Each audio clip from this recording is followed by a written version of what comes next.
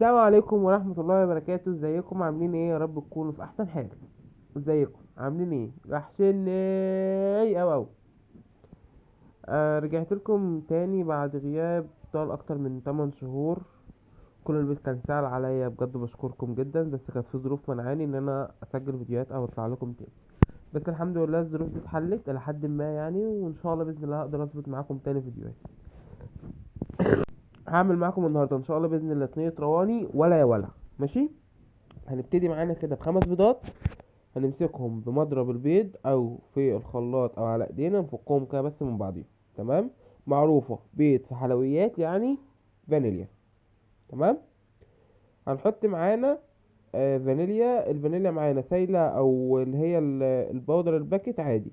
النقطة بمعدل كيس. تمام. انا هنا حطيت خمس بيضات وحطيت خمس اكياس. تقللوا تكتروا براحتكم، كله على حسب بيضكم. تمام. حطيت ايه تاني؟ حطيت كوباية وربع سكر ناعم، سكر ابيض، مش ناعم، خشن، اللي هو من الكيس بتاع الراجل عادي. تمام. اللهم صل وسلم وبارك على سيدنا محمد. صلى على النبي واذكروا الله الا بذكر الله تطمئن القلوب. اللهم بارك على محمد وعلى اله واصحابه اجمعين. هبتدي كده ان انا هعمل البيض لحد ما يفوم معايا او يبيض معايا. تمام. صلى على النبي. شايفك لسه ما صليتش على النبي. هبدا انزل بالزبادي. معايا خمس علب زبادي عشان انا عامل صينيه كبيره. انتوا ممكن تقسموا على المكونات دي على صينيتين او على صينيه صغيره شويه تقسموها. تمام. ممكن لو حابين تحطوا نص كميه لبن ونص كميه نص كميه لبن ونص كميه زبادي، مش هتقول لك لا. تمام. هنبدا نفك الزبادي مع البيض والفانيليا والسكر.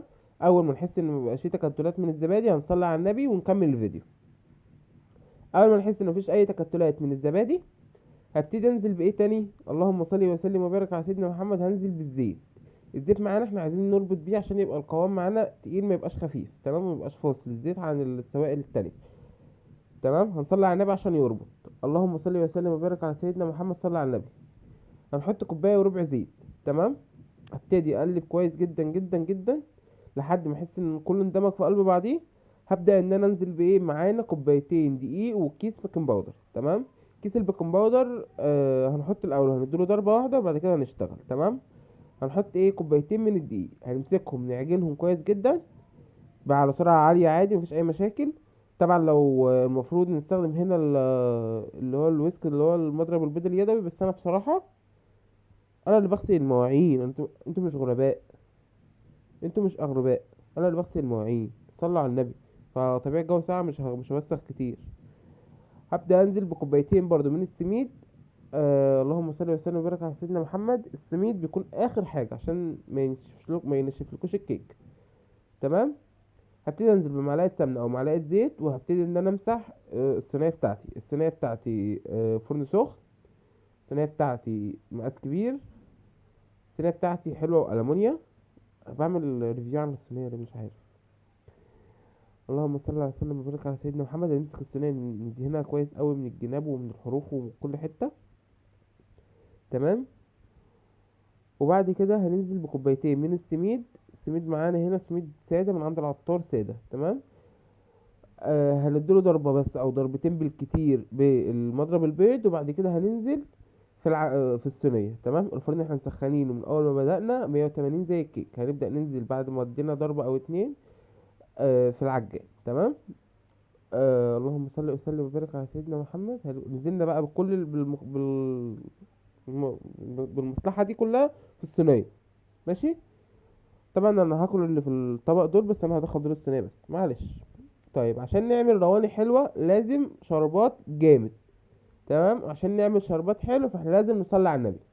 صلي على النبي واذكروا الله الا بذكر الله تطمئن القلوب. هننزل بقد ايه سكر؟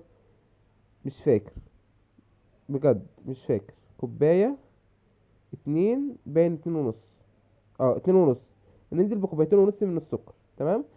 هننزل عليهم بثلاث كوبايات من المية. بس انا حطيت اربعة ليه؟ لان انا كنت نازل مشوار بصراحة، فكنت خايف لحسن السكر يكرمل مني، فرحت حاطط اربعة. ده مش هيأثر معايا في حاجة. اهم حاجة يكون الشربات مستوي بس الخفيف. تمام. دخلت معانا على 35 دقيقة على رف وسطاني. خدت معاه بالظبط بالظبط 35 دقيقة. هي بتاخد من 35 دقيقة ل 40 دقيقة. هنسيبها تدفى تبقى دافية والعسل بتاعنا يكون دافي برضو، والعسل زي ما قلت لكم خفيف بس مستوي. اللهم صل وسلم وبارك على سيدنا محمد وعلى اله واصحابه اجمعين. تمام. هبتدي ان انا انزل عليه بالشربات، يكون لسه دافي بس يعني ما يلسعش، يعني سخن بس ما يلسعش عشان ما يعجنلناش الكيك. تمام.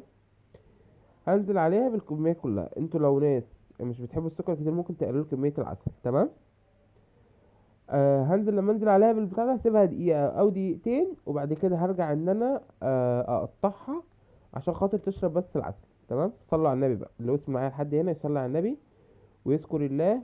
الا بذكر الله تطمئن القلوب، لا اله الا الله محمد عبد الله ورسوله. انا مش عايز منكم لايكات، بس عايزكم تصلوا على النبي. تمام. صلاة النبي هي مكسبي. اللهم صل على النبي. هنا بقى بعد ما قطعنا بقى والسكالانس اتظبط، اللهم بارك، بجد اللهم بارك. صلي على النبي بقى عشان تطلع معاكم حلوه زي كده. واتمنى يكون الفيديو يكون خفيف على قلبكم. وانا مصطفى، لسه ما تابعنيش ينزل يعمل لي اشتراك في القناه، يفعل زر الجرس عشان يوصل له كل جديد من عندنا. وبصراحه كانت بتدوب في البق، كانت محتاجه كل حد يصلي على النبي بجد. صلوا على النبي بقى عشان تاكلوا رواني حلوه زي دي. شايفين؟ مش مستحمله الشوكه اصلا عشان هي جميله، عشان انا اللي عاملها. ربنا يخليني.